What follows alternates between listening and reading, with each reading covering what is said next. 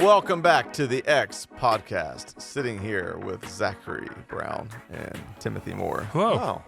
It's pretty normal I know. introductions. I like that. No, I don't know. Okay. It Man. felt wrong. Russell, Okay. hustle more. Okay. We went there. We just can't ever just go Your with it. posture is great today. Oh, I'm jealous. Just trying. Maybe it's because I'm so excited after last night. Last night was great. We were just talking about that a moment ago, actually. In the previous podcast, who knows when they're all going to come out, but Yeah. about just last night felt like medicine for guys around the fire. And I said this in a group text, but if you're listening to this and you're a guy, part of our faith community, you're part of a men's event, I want to publicly say last night, pretty much large part happened because of you. Oh, Zachary Brown has been leading Thanks, the man. charge, and you do this so well with so much. You did this with our ex-co college young adult. You organically started a whole movement, and now there's that.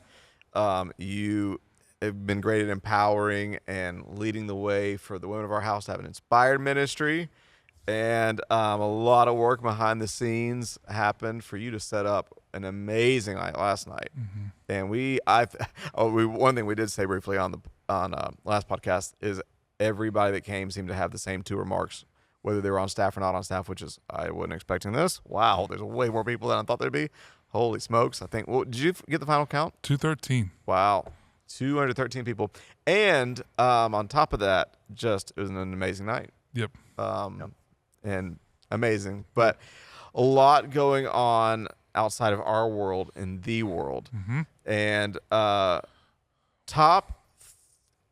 top two news trails that you keep finding yourself hitting on Apple and following the most currently. Can I go first? Yes. Okay. The first one for me, and I don't know when we're going to release this podcast, whatever. But I know what it is. But we are. I know it's we are hours before Hurricane Milton is supposed to be hitting Florida, and again, I don't know when this podcast is going to be released, but my wife and I are supposed to be flying down to Orlando tomorrow for our 10-year anniversary trip. Thursday. When's your anniversary? October 10th. Oh, It's so it's actually on the day you were supposed to be flying. Yep. The day the hurricane hits. And the day the hurricane hits. I'm going to just remember your anniversary by calling you Milton. Just call me Mickey Milton. Zachary Milton Brown. Yep. And of course, on a serious note, we are praying for Yes. those Yes. in the path of the hurricane. We have friends that are right directly in path of it. Well, and it's for me, it's very surreal because I'm looking and tracking. Also, is it's going to hit the Carolinas again because I got family north and South Carolina, and the devastation there's been catastrophic. And it is there are some reports. Some people say it's not going to hit the Carolinas. There's some reports that in the middle of trying to just immediately recover from the shock of Hurricane Helene, Hurricane Milton is going to hit again. Yeah. And it's devastating. Hit the Carolinas. I've not seen. I've seen both opinions or both predictions. Really? I've only seen one path, and it always goes out to the further out to the ocean. Atlantic, I've never yeah. seen one that's talking about because going north. I started hitting articles last night, and several said while people are picking up the pieces in the Carolinas from Hurricane Helene, there's a possibility that Hurricane Milton might impact them.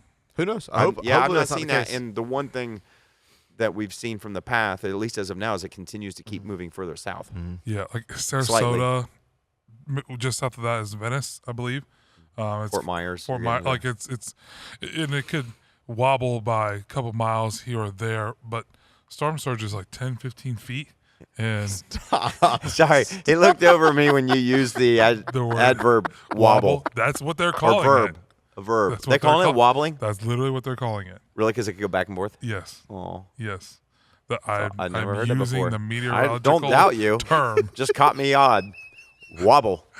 I don't think of hurricanes wobbling. Again, we're not making light of. No, we're not. We're making light of your situation. choice of language. And Don't blame that you me. got from Blame the weather. meteorologists. Meteorologists are interesting people. They are, but Totally but unrelated. But it is crazy when you think about. Does it seem, maybe I'm crazy, and I know hurricanes have always been around. There's hurricane category 5s, but does it seem like each successive hurricane is the next biggest one ever?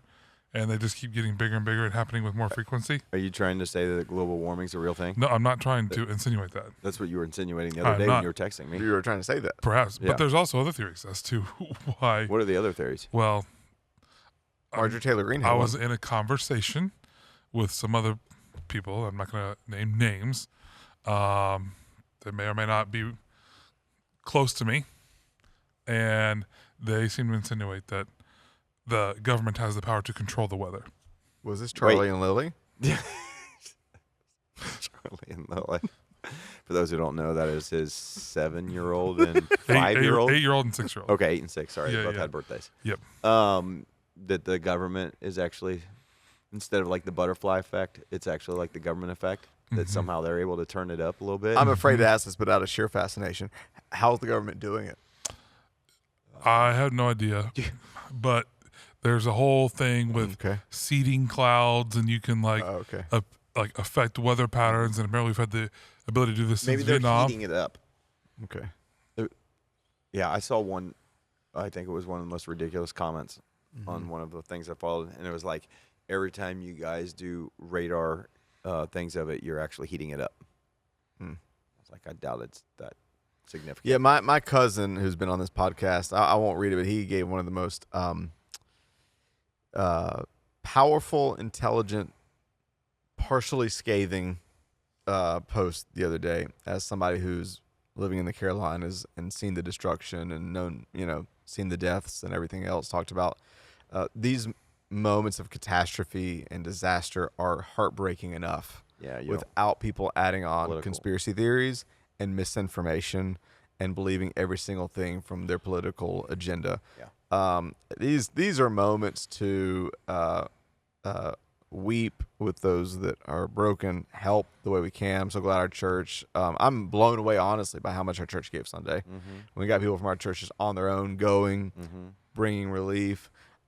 There is real science involved that we should pay attention to that does go into this, but Yeah, so Hurricane Milton's been dominating. And then, again, to transition to more hurricanes, but we brought up Helene and the effects in the Carolinas. There's been a lot in the news about the response.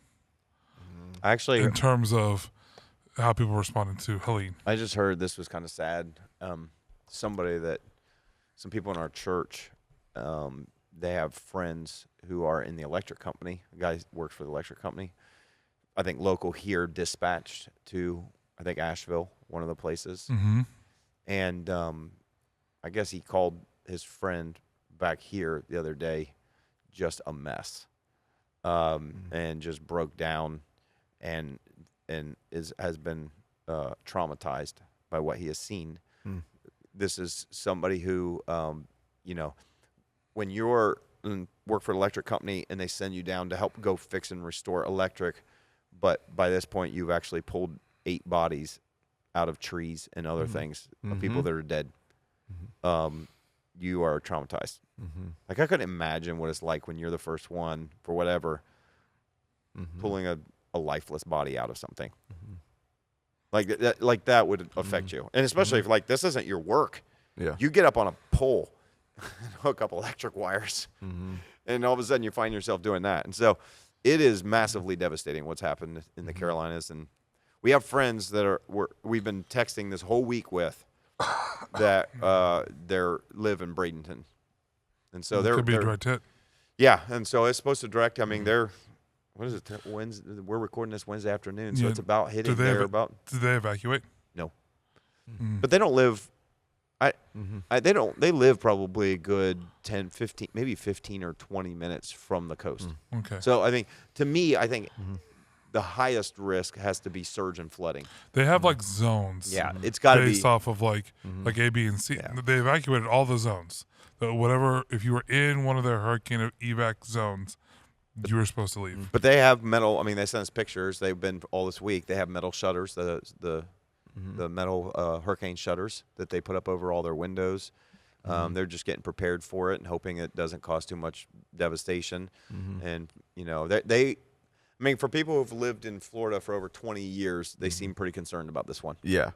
And so that, it's like when you get an actual Floridian that's like please pray. We're Yeah. nervous about it. Then you're like, oh, that's not good. So our prayers are going out to those that could possibly be affected by Hurricane Milton.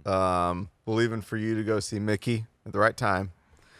Hopefully. And for those continuing to be affected by Hurricane Helene, do you think any of this will filter into, cannot believe I'm saying this, but Wow. the election next month? Well, it's interesting because even though there's been a lot of criticism on the right of the Biden-Harris administration and the response to it, but then I've also seen criticism from people on the right saying, "Man, this is an opening for Donald Trump, and he seems to be absent and not really hitting them on their perceived lack of a response." But I've also seen stuff on. Seems uncharacteristic. I know. But I've also seen stuff on the left saying that what is being put out there about a lack of resources and different things is a lot of misinformation, and Seen there, that as and, well. and there are resources available, and there is stuff that's there, and so where does the truth lie? Probably somewhere in the middle. It's hard to say. I got to think that people have made up their minds. I can't imagine there's too many undecided voters left out there for people to make up their minds. What did the vice presidential debate do for you?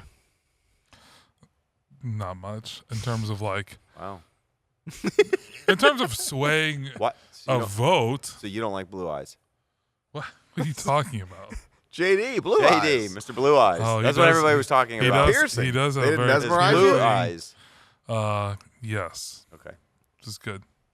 I mean, the tone and the tenor of the debate was a much better than what we've seen in recent years. I think that's an understatement of the solar Yeah. system. I think Yeah. I think It was shocking to see them and their wives actually talking to each other for like a whole solid minute after it was over. Yeah, It was like they wouldn't even like look at each other in the previous presidential debate afterwards. Like, and didn't, like they just walked away. They shake hands after. Did before, but I don't think after. So that was different.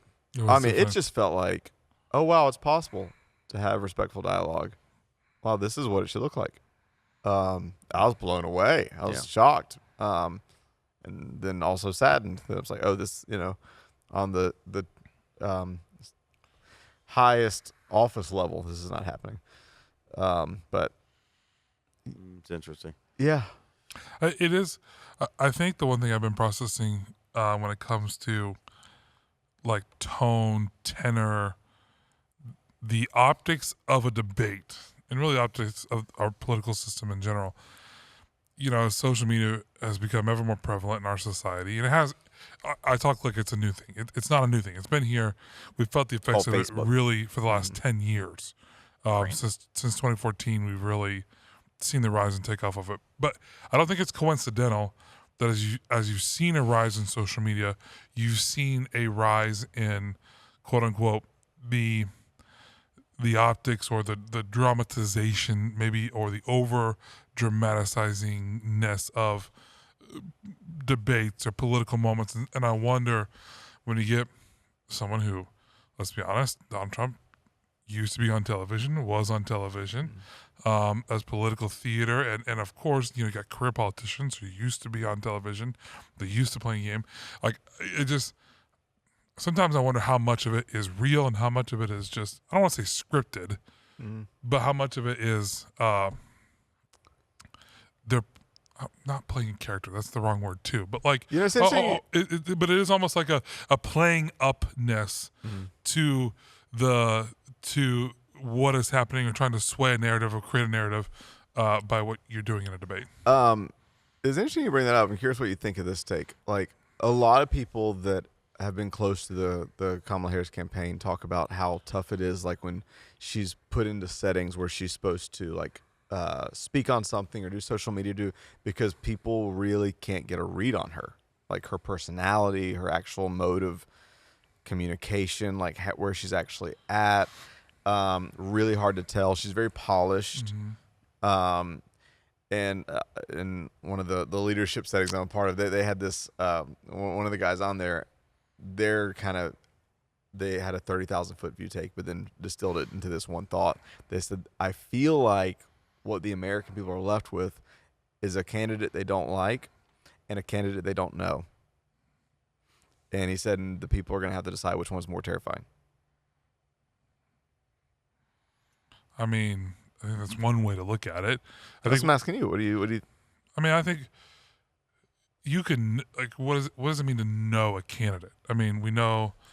Obviously, I'm assuming they're saying we don't like Donald Trump and we don't know Kamala Harris. Yeah, they're basically saying they feel like with Trump, you know what you're getting.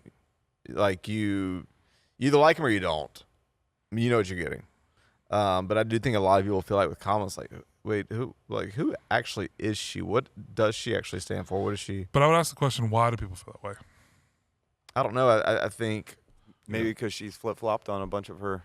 Well, so is Donald Trump. Yeah.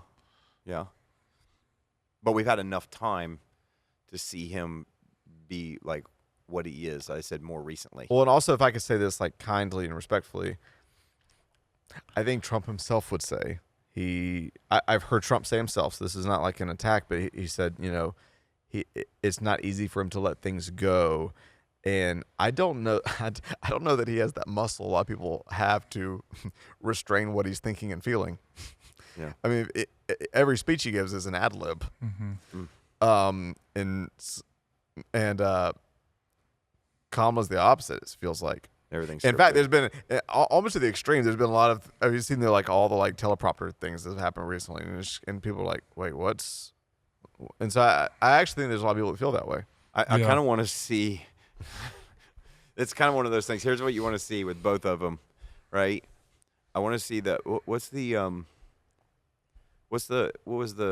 really bad spoof movie with the meteorologists that were from like the Anchorman. So it's kind of like what happens if the script gets changed in the middle of it. They kind of go from there. I think I'd like to see that with Kamala Harris. the one time, well, the funny thing is the one time I feel like President Trump did try to go on script was shortly after the first assassination attempt. Yeah. And whether it was genuine or whatever, it was like we're all going to be, we need to strike a tone of unity. And so, and that tone was there for the first 10 minutes until you could tell he went off script. Yeah, that's what I mean. I think that's a good point though with Kamala Harris. I think everything feels, from my perspective, very scripted. So you kind of wonder who's writing the script and who's pulling the strings. Couple thoughts. Just to give a more fleshed out answer. I mean, I get that perspective, but and I'm not trying to in any form or shape defend Kamala. I just think that what do we know? I mean, we can go and look at her voting record. We can go look at her policy positions and things that you point out or put out there. Voters can answer the question whether they trust she's going to hold to those policy positions or not. But I think she's done enough from the polished politician side to put out to the American public, like, here's what you need to know about me. You can go look up her story, her father, like where she came from. Those kind of facts are out there. Trump argues that she did not work at McDonald's. We're not going to get in the weeds of that. I think you're right. I did hear That's that. true. I did hear that. But see, that's a lie. But two interesting things. He was adamant about it. Only he would. How do you have a president who's never worked at McDonald's? Like, is that even possible? Who knows? I think that should be a requirement. Did Trump for anybody? Did Trump work at McDonald's? Well, he owned a few. No, I don't know. I have no idea. But don't you think, though? Let's take this as a point. Don't you think our world would be so much better off if we could elect people who at some point had to work at McDonald's? No. See, I do. I think there'd be something about specifically McDonald's. Yeah, well, okay, if you want to expand it to Burger King Service or Wendy's industry? Nah, just it needs to be fast food. Okay. Okay. Any of us that's ever worked at fast food know how hard it is, right? I did for a very short time at Burger King before I quit. Okay, I don't know why, but the image of you at Burger King. Did you ever wear one of those hats? Probably. I don't 'Cause know. You and hats number one. is Yeah, my I probably favorite. did. But Hello, it's Tim. it was 3. I'll take your order. I don't PK. even think I got to Do you cashier. know how much that's going to cost? I didn't even get to cashier level. They didn't even let me. I was like washing pans and then making burgers, and it was like 3 weeks in. I said, I don't want to do this anymore. I quit. I can imagine him So- trying to pack the dishwasher. So what I'm saying It'd be is, funny. I'm very, yeah. Do you guys realize how inefficient the current system is? Yeah. You ever seen those Instagram spoofs that are out there about, they talk about like when the wife does the dishwasher, and then or it says when one spouse does the dishwasher, and then when the other one has to redo it. That's us. Yep. One of the mistakes. I think they need to work at a fast food industry. One of the mistakes that I think Kamala Harris has made. Kamala or Kamala? Kamala. Okay. Whatever It's it is. hard to mispronounce it, but here's the way you remember, because I've messed it up too, right? Think of like .com. Kamala.com. Think of, I don't know what her URL. I'm just thinking, think of .com. Kamala. Kamala. Com. It starts with com. I've always thought it was Kamala, right? Yeah, it's Kamala. Yeah. So Now, Donald Trump likes to say Kamala, Kamala. and I think he knows. Or it is easy to mess up because we've heard so many that I find myself I messed up on the podcast. But I it's think Kamala. he's angry because he can't find Kamala. a good nickname for her. Okay. Kamala Mamala. Okay. We need to stop there. Okay. I think one of the mistakes she made, though, and think about the transition, because it was Biden, and then all of a sudden it just was whoosh, whoop, flipped. She kept a lot of the staffers who were running Biden's campaign.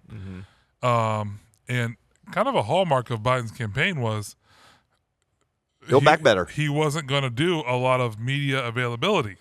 Now, I wonder why you wouldn't want Joe Biden. There's not much wondering. out there, We know why. on the media, but I think that thought has like crept into the first part of her campaign, and she's actually taking steps over the last week. Yeah, I've noticed that.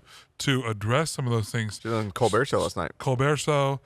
She was on 60 Minutes a couple times. Well, we didn't get to see the entire video though. What we did get to see is one of the, I think it's the number 2 Edits. podcast in the country right now. And I've not listened to this podcast. Is that Kelsey or- Brothers? All in? No, Oh, no, it's the Call Her Daddy Show. The Call Her Daddy Oh, Show I with s- Alex Cooper. Yeah. It's Alice the- Cooper? No, Alex Cooper. Oh, Cooper. because Alice Cooper had a podcast too. It's the number 2 podcast in the entire, like on Really? all It's the the number charts. one for women. And she went on it like 90 minutes, like the whole thing. Is that like SNL where you read cue cards? No. I'm just kidding. But to that point, I think she's trying Yeah. to put Well, herself out there. So it'll be interesting. So you're voting for Who? who are you voting for? I don't know. You don't know. Would Who you? voting for? How much would it take for you to reveal that? I don't know that. Well, here, like I don't. If I offered you $10,000, No, because you don't have it. how do you know? Whoa. How do you know? You put it on the table right now in bills, and I'll tell you. I'll Okay. tell you. Challenge But accepted.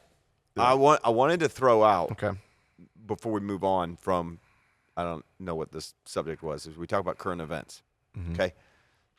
I told you guys, and I know it'd be hard for one of you to watch this, but the movie Hillbilly Elegy was a great movie. Gina, I've had several people tell me it was great. No, that is just a really good movie. I've read the books better, but I've heard that both are good. I don't know. It's just crazy. I actually watched the movie a few nights before the debate, the vice presidential debate. And if anybody doesn't know what this is, I didn't really know. I mean, I heard about it, but I didn't. And my wife had seen it. She was like, "That's actually a really good movie. We should watch it again." I didn't. She watched it a second time, but it's based on J.D. Vance's memoir that he wrote about his. But it gave you. I mean, you know, when you hear politicians get on there and they talk about their childhood. Well, I was raised by blah, blah, blah, like. It just feels different when you watch like the story being played out. And I think he was an executive producer on it. But it was a crazy childhood. Mom addicted to drugs, just the environment. So like it was kind of, and he grew up in Ohio here. And so it was, I just recommend that as a movie just to watch. It was just a well done movie that was just a good story. There's zero politics. It's not even about politics at all. This is before, you know, any of the politics and ends with him in Harvard. Yeah. But So you were captured, heart, soul, by the piercing blue eyes before we even got to the debate. of J.D. Wow. Vance. Before we even got to the debate, just Wow. from the movie. Old I JD. just- the The movie Humanize. Here's what it is. I kind of wish it would have been awesome to have something. I mean, it was like a really good quality movie. Yeah. It would be awesome to have a movie like that with all of your politicians Yeah. of whatever their story is. Yeah. Because it humanizes them, humanized them. It's Yeah. like when they get on there and talk about their story, every single one of them kind of talk about their story and they have the significant story. You know what I think the most humanizing moment I've seen for Donald Trump is? His was it his moment? Was it Logan Paul? Yeah, Logan Paul podcast. I saw because what was it? One of the probably 30 people I that love- wrote I a memoir enjoyed that about one. not memoir, but one of the 30 people that wrote a book about President Trump that worked with him that blast him. One of the people that was speaking very disparagingly about him said something really interesting that I was like, oh, I don't think I've ever seen this either. They said that they had never once seen him laugh. And they said it was which sounds like a small thing, but like, wow, like they're just talking about, in their opinions, he was a sociopath. But when I saw that interview with Logan Paul, Yeah. I felt like I actually saw what felt like the first time it was a genuine laugh from Donald Trump. Like they were like talking or joking or hugging about something, and I was like, there was something, regardless of how you feel about Trump, I was like, did I just see him was actually endearing. genuinely laugh? And I would love, on the flip side, to actually hear Kamala Harris's genuine laugh. God, this is Sorry, I'm know just what? messing. No. I'm just messing because most Well, people say something yeah, about our right, laugh. right. That, you know, so no I one can just, listen to this and not realize that we're equal opportunity offenders. Yes. But to kind of do a hard pivot, in the current administration, there is a growing tension, even though it seems like this meeting is back on, between the Biden administration and the Israeli administration. There's a And meeting or a tension? So there's both. So there's a I didn't know. tension, and then there was a meeting called off between Benjamin Netanyahu and the Biden administration, and then it was called back on yesterday. But as of us recording this 2 days ago was, for lack of better words, the anniversary of October 7th.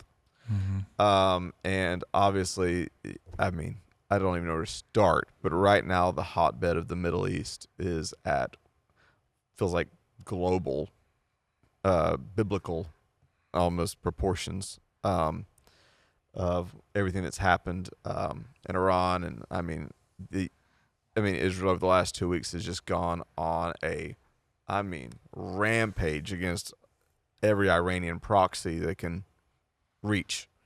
Oh no, they can reach all of them. Oh, they can. He's They've even proven said it. they've Yes. even said we can reach all of Iran. That's true, and they've proven that. And drones were still flown on October 7th towards Gaza and towards Israel. Right now, I'm honestly surprised it's not happening yet. Right now, we're still awaiting what Israel's response is going to be in retaliation to Iran. I will say, when you talk about like the questions I asked y'all, like what that has been the thing over the last 3 weeks, especially, that probably to an unhealthy degree, maybe not as much the last 2 days, but to an unhealthy degree, multiple times a day, I'm clicking like, what is happening now? It just feels like, it was funny. I was telling y'all, there was somebody, and some people maybe sometimes that listen to this feel this way. We've had people write in this, like, I kind of get my news from y'all. And I'm like, that's flattering, also probably dangerous. But we had somebody on staff. We all went for ice cream the other day. They said, hey, I have been too embarrassed to tell anybody this. I don't know what's going on. Like this whole Hamas-Israel thing. And now I feel too stupid to ask. And so we all like sat down and we did like a 15-minute, okay, let's try in 15 minutes to unpack the history and origin that's brought us to this moment. And it's just so much. And it's interesting because once we did that, and I'm sure I did it very imperfectly, but I tried to say, okay, here's from this side's perspective, here's from this side's perspective. Everybody's like, oh, wow, it is complicated. Like, it really is complicated. Yeah. Going back to, if you want to just go back to modern history of 1948 and the formation of the nation of Israel, they deserve to have their own land coming out of World War II. Holocaust. And it's also not the Palestinians' fault that they were just completely displaced. And then you put all the other ethnic and religious. Anyways. Yeah. But right now, what's going on is probably the most intense it's been in, I don't know, decades. Well, If not, centuries. Yesterday, a couple points. Like, my wife's family sent us a video of a pastor that they've connected to. So, I think for them, even reflecting on yesterday, because a year ago, this time they were in Israel when the attacks happened. They were in one of the cities just north of where all the attacks were happening and the sirens were going off. So for them, it's like, man, we were there when this thing first happened. And so they sent a video, which I sent to you guys. It was really good. It was a documentary kind of type feel done of one of the pastors that are in that area. And they have members, like church members that have family members that died, that were in the military, have gotten called up. They kind of tell some of the stories of it. And it's an interesting side that I don't think most people see. I think what is kind of sad is that most of us really displaced pretty far from all of it. All it is headlines. Yeah. And I think it's kind of sad over here that we have just tons of animosity we see happening, just even in our own country. There's all these protests and all these other things, and there's anti-Semitism going on. They got the protests going on in college campuses, all this stuff. And I think a lot of it is just based on the big narrative, which there's a big narrative, and it's there. When you hear and see, and again, this would be true of all sides affected, all peoples affected by this. When you hear kind of like told through the lens of a story of like, here's what we experienced, here's what we felt. What I took away yesterday watching that video was I was like, October 7th is Israel's 9/11. Like for us, what 9/11 was, that's their 9/11 moment. Those are the moments that change you. And they were even just talking about, they were like, in many ways, they said it wasn't just terrorists that came in. It felt like evil. It felt like there were spirits behind this, because it was like almost a spirit of fear came over Israel. Like just people, they were just talking about themselves, living in some of the cities and traveling and not knowing if there's going to be terrorists there, and you know what I mean? And it just kind of like amplified, I guess, the humanity of what's going on over there. And then it tells the story of a couple of the guys who get called up, and they're sent up to Lebanon and serve 4 months up in Lebanon, right on the border, leading up to this. And it kind of breaks your heart, and it just, I guess, it humanizes the whole atrocity that's happening. And it seems like there's no end in sight without massive war. And I think, and here's what I wonder. Okay, we've seen first of all, the ongoing war in Gaza has just, we've talked about that quite a bit over the last year. And, I personally feel Israel has the right to defend itself as being attacked. Not always liked all of the ways in which it's gone about, and the amount of civilian casualties that has happened has just been awful. It's staggering. What is it at now? 40, I don't know. It's about 40,000 or something like that.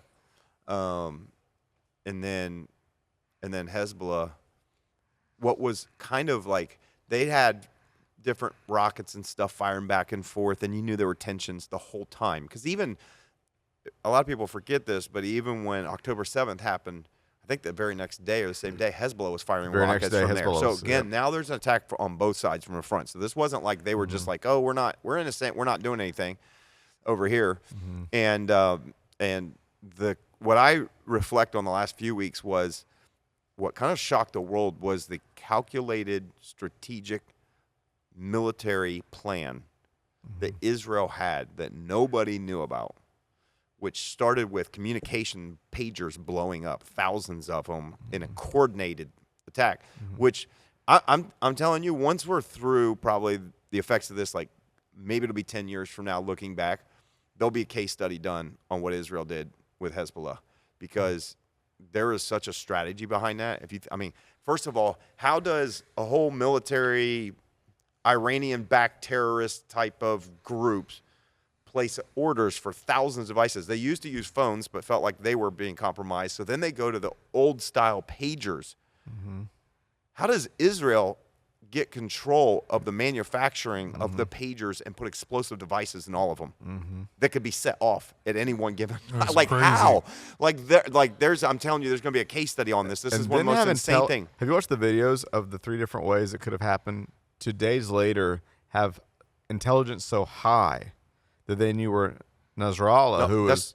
It was all the pieces, because it was the first wave was that. The second wave, there was another walkie-talkies then went. So why are you doing this? Because if you kill all the communication within Lebanon and Yemen and Iran, that's you're wiping out their ability to do anything. And then you got their senior leadership. You took off communication.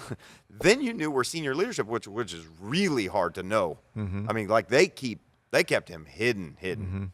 And they took him out, and they've taken other significant... 60 feet underground with munition bunkers? It's just insane.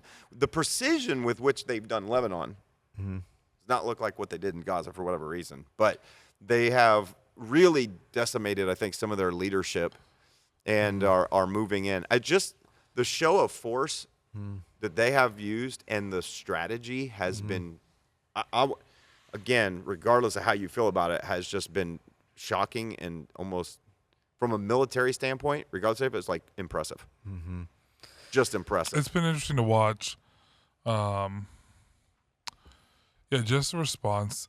I think Hezbollah has finally got their act together, and I just saw that they've started like responding with some rocket attacks in northern Israel and in the is it the Golan Heights or Golan Heights are up there. Yeah, like I've been there. Golan Heights, where you literally look across and you get to the edge of the Golan Heights, mm-hmm. and there's a valley, and you stand right, and there's a fence, Mm-hmm. right, like kind of fence, this little border, and right on the edge of Lebanon. You're Mm-hmm. looking right at Lebanon. And they were telling us, because there's been so much war back and forth, this is kind of a funny but odd story, that field right at the north part of Golan Heights from previous wars and stuff is covered in mines. It's covered in mines. So go out there. From previous conflicts and stuff, it's covered in mines. And I was told this when we were up there, that randomly they will go off from a cow stepping on one. Because there's cows and stuff that graze in those fields. And he said That's kind of a smart strategy to like it'll just be over time get rid of them. Yeah, I know. It'll just be random, and there'll just be a cow that'll blow up. I'm serious. They told us this back in 2018. But I mean, it's like it was weird. Like we were right at the edge of Golan Heights just to realize that, like, and that's Lebanon. You're just looking at the hills and stuff, and there are rockets flying right there. So there's been Hezbollah's got their act together, and they're starting to fire some things back. But yes, we're waiting on the attack from Israel to Iran in response. You know why I think we haven't seen it? They're figuring out what they're going to do. I don't think so. I think they would have responded already. I could be wrong. I think there's more behind the scenes, and there are conversations happening with big powers, including the U.S. with Iran. Like because negotiations? we've already said, the U.S. has already said, Iran, you need to stay out of this. And I don't know that we're just going to make a light threat. I think if Israel really goes to war in some regard with Iran, I think we are automatically drug into it. But we already have deployments over there. But I feel like Israel has proven that deployments. they're not listening to us right now. They just and the U.S. has come out and said that Israel is not letting us know anything they're doing ahead of time right now. It's possible. You think that, but they also haven't retaliated with Israel yet or with Iran yet. Yeah. Mm-hmm. And I'm not sure why, but all I know is that we have deployed 101st Airborne has been deployed. Mm-hmm. Even at our local base right here in Rickenbacker, that part of them, because this is their year for deployment, so it rotates different calendar years at different bases for reserves are deployable. Yeah. And so there's groups already that have been deployed over there, and they went to Jordan. So from Rickenbacker right here, there are groups that from my daughter's squad and other ones, I think, that have already deployed over there. And so they went to Jordan. First night there, sirens going off, rockets flying over their heads in Jordan. It's Right there out by the West Bank. The only So time I've interesting. ever felt uncomfortable traveling was when I was in Jordan. That was the Is that when only you time. went? Did you go to Bethlehem? Is that why? Like we Well, traveled Jordan was on the way to Egypt. was on the way to Israel actually. But I will not say, West Bank, I meant. when I was in Israel, I did spend a day in Palestine, and I felt the difference. It was interesting. It was so interesting. The one thing back to October 7th, because you brought up that milestone. It's been a year since that happened, and then even juxtaposed against you talking about the precision of the Israeli military in Lebanon with Hezbollah. It's interesting to me. Netanyahu was not popular. He was almost on the edge, or his party was on the brink of being pushed out. And then October 7th happens, and you see how much intelligence and how capable the Israeli military is with both Gaza and Hezbollah. It still kind of blows my mind a little bit that, like, and I'm not a conspiracy theorist, I'm not trying to suggest anything or whatever. Who knows? It still just kind of blows my mind a little bit that Hamas was able to execute the attack they were able to execute with the devastation and the carnage and what they were able to do. Yeah, there's a big contrast between those two intelligence. I'm not saying that it was an inside job or whatever, but it just, and then you see now, and now it was more popular than ever, and people are rallying behind him and all those different things. It's just, it's an interesting contrast politically a year ago from where he was to where he's at now, and the intelligence failure to the intelligence successes that he's had now. I do think that It's worth paying attention to is what I'm saying. I just think they easily underestimated Hamas because it was right there. and because no one realized how much that they'd built up in terms of planning and weaponry. And it is, I think I told y'all or one of y'all, because I do think it's so important without undermining, like what we were talking about with October 7th in Israel, that we need those human reminders that this isn't just like a global idea. This is real lives. I think it's very important. We have the same with Gaza, that there are tens of thousands. I mean, I've seen images that just made me want to weep of a father who just walks out into the rubble of Gaza and their children are gone. Their whole family's gone. It is just heartbreaking all around. And and just because we all can easily like just fall into, I think I told y'all, I watched a 50-minute debate they had in New York last week with like one of the number one spokesmen for not Hamas necessarily, but from Palestine, and one of the number one spokesmen from Israel debate. And it was interesting. The moderator was pretty intense. Several times he was like, "You guys have already crossed the line of everything that I said we're going to do this. I know this is emotion driven, but you're going to." It was an intense moderator, but they went because this is a heated topic. Yeah. But it was the number one, like the question that drove the whole night was, is the advance in Gaza justified? And just watching both of them, and you just realize like the opposing angles with which they're approaching it, and the opposing information that they're either believing or choosing not to believe. It's just, you realize that the large gap, the delta we have in any kind of seeing eye to eye. But militarily, I will say, like, I don't see how anybody could justify. I agree with you. Israel has the right to defend itself. And I've heard people say, look, if in Texas somebody was throwing rockets, rockets and grenades into Texas, how many seconds do we think it would take for the U.S. military to, respond strong? And for the Israelis, they're like, it's been months and years of enduring this. And so there's that part of me that's like, I understand, but then there's the civilian cost. But I will say, on a military standpoint, what is different from Palestine than Lebanon is that strip of Palestine is a small strip of land that is if I could get this wrong, one of, if not the most densely populated strips of land in the entire world. You got millions living on this tiny little strip. And Hamas, with no value for human life, right, has intentionally embedded themselves in the lives of civilians, betting the fact that even though they're willing to sacrifice those lives, that Israel won't. And they've built underground tunnels. They've put themselves directly, intentionally under hospitals and schools. Yep. And it is, they've said they brought in like war experts from all over the world who've said this is the most complex terrain of warfare in the history of the world. And so I do think it's hard to like. It's easy to be critical, I think, of Israel, and because of the casualty and the fallout, without understanding how, like, would it look any different if the U.S. had to? Yeah.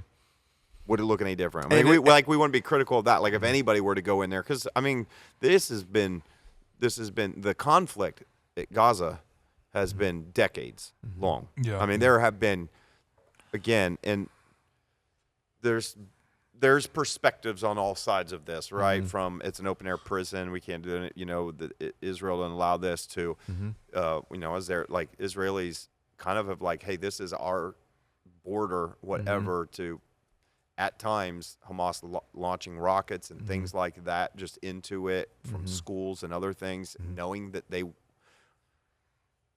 Betting on the fact that they won't retaliate to that extreme because of it. And I think something snapped in the psyche of Israel. I'm telling you, it's like, if it'd be kind of, I guess it's hard to kind of relate, and we don't have a scenario that compares because of the territory, but it'd almost be like if 9/11 happened, but instead of it being Al-Qaeda terrorists from halfway around the world, but it happened from Canada. Like, it's like hard for us to kind of. And the next day, Hamas said, the next thing we go is, we want to do it tomorrow, and we're going to do it again next week. We're going to do it again next week. That we wouldn't just go, well, we're just going into Canada and we're just going to wipe out anything. You know, again, it's a bad analogy, but I don't know how else to relate the scenario that you have of them sharing this border in this small area. And what I'm trying to get at is the way emotionally I remember our nation felt after 9/11. It would have been like, It's like we're going to root out evil no matter what. I mean, that's why we ended up in Iraq and all these places. And there's, it's because we are going to eradicate this at all costs. And I think the U.S. tries, but there were civilian casualties, not probably to this extent in Iraq. There's civilian casualties in all of the, efforts.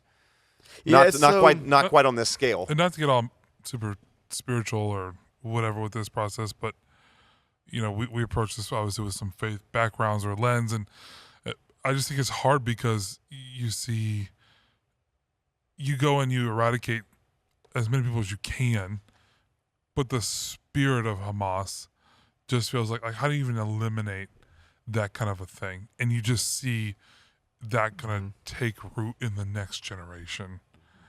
And there's always going to be a next generation to rise up. And it's an eye for an eye, tooth for a tooth. I think that's why they determined to finish. I think that's why Israel determined that we're not going to do this again. It was such an egregious thing. Versus but how do you even? Yeah, you go wipe out every single one of them, reestablish it. I don't know. Yeah, here's the catch. Without committing genocide. I know. I don't want to put that word out there because I'm not saying what Israel's doing is that, but how do you? Yeah, here's the catch-22. Even from let's put a morality aside, is because the valid argument is, you think that you're not going to create Hamas 2.0, 3.0, 4.0 by making tens of thousands of orphans? Again, let's put even just the morality aside. It's valid. One could also argue we effectively ended ISIS. Now, the spirit of extremism and terrorism is not done, but ISIS, I still remember, I remember following it like a bad movie in 2014. They're taking over a whole swath of the Middle East of okay, nothing's going to stop them. ISIS as a group may be eliminated, but that group lives on in Hezbollah. That mentality lives on, like you said, in Hamas. The spirit of anti-Israel, terroristic thought. I just don't know how you completely get rid of that. To add another just spiritual one, because I think it's just a conversation because it is so hot and fresh in the world, and now the world is so small that we are all it's like part of our. I agree with you. If you had asked me the last 2 weeks, every first thing that pops up my feed is about something new that's happening with Hezbollah and this and that, and I'm just reading it because I'm just curious of what's going on. And when you think about something spiritual, and I think about kind of our context and our mindset, it's interesting to put yourself in the mindset of Israelis, Jews, that are, I want to say, not just nationally Jews, but also religiously Jews. And to think, how different would our perspective be on spirituality if the only thing we had was the Old Testament and not the New Testament? I do think the New Testament has informed a lot of how, a lot of what we do in reading back through the Old Testament, we do through a Jesus or New Testament lens sometimes. If you don't have that, and it's just the Old Testament, you almost go and wipe out. You just see wiping out all, when you had problem nations who had done evil, and and so what I'm saying is, let's not understand that some of that is the foundation of their of faith and background that they have. Well, Jesus is different than ours. Jesus is addressing that in the passage I quoted. You've heard it said, an eye for an eye, tooth for tooth. He's quoting the Mosaic Law. But they don't necessarily embrace the New Testament. No, it's true. But I will say, I told you, and regardless of whether, people debate, is Benjamin Netanyahu a good guy? Is he legitimate? Is he genuine? Whatever. And so, one could argue his motives and if this was pure. But I think I told you, I watched the entire address that Benjamin Netanyahu gave to the UN. And his whole appeal, it sounds almost hypocritical. Those that feel like, the military charge he's leading and all the tens of thousands being killed. But he literally went back to Joshua. It was kind of chilling to hear an Israeli prime minister quoting what happened in Jerusalem and quoting Solomon and quoting. But he talked about Joshua. You can choose a curse or a blessing, and he was specifically talking about not just the Persian Empire, but even Saudi Arabia, saying we want peace with them. Like we need to take steps like this because our ultimate goal is peace. They were trying to create the map that he told me. I saw it too. Did you see that? There was a bridge Yeah. that went all the way up from the southern part all the way up that was supposed to be for peace, a corridor for this. And he showed, and so his point was you can, and it was a message to the Israelites, choose this day. You can choose blessing or cursing. Yeah. And his picture he was painting was blessing is we want peace. We don't want this war. We were working on this before October 7th happened. But this is the reality of basically said, but if you choose cursing, and that had painted a picture of Lebanon, Yemen, Iran, in black, and like, okay, you're going to this, then you're going to get the effects of the curse. I mean, I felt like that was almost in a biblical way is what he was kind of saying. Like, we want this. We wanted to create some type of peace and land bridge and between all the way through Saudi Arabia. Like, he showed this. This is what we wanted. This is what we were working toward. We want peace with our neighbors. But they didn't want that with us. And so kind of now it's this. I watched it. It was pretty chilling. Yeah. There wasn't a whole lot of people in the UN. They Actually, out. most of them had probably left. It was then they had a large group in the stands that were people from like victims, family members of those that were taken hostage. And which I thought maybe this is you call this naive. I'm just thinking, you know what? If I was president or leader of the UN, I would make it mandatory that everybody has to sit in there and listen to everybody. Because to me, fully respect the right of protests, even though a lot of the people that walked out live in countries that suppress protest, ironically. But if you're going to be a representative and the whole thing you're elected to do is go and have dialogue and build bridges, then I don't know, maybe this is harsh or just not understanding, but I think you have to be required to be adult enough to sit in and listen to people you disagree with. And that they should all have to sit in the room and listen to each other, no matter how intense and deep the conflict is between their nations. Just a little hot take, but there's a lot of things that we just talked about.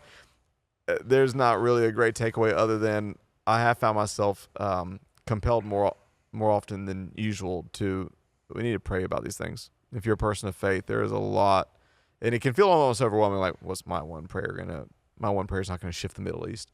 I get that. But there's power in prayer, and history changes because of prayer. I read a fascinating book like 20 years ago. It talks about how history has been shaped through prayer. And it went through all the different movements of the world, and even wars, and talked about the secret prayer movements. And it may seem naive to say, but we can shape history through prayer. And I have done a poor job of watching and reading articles more than I've been praying. And I want to continue to do better at that. But I think dialogues help. Yeah, and I think it's good to just process and be aware of what's going on.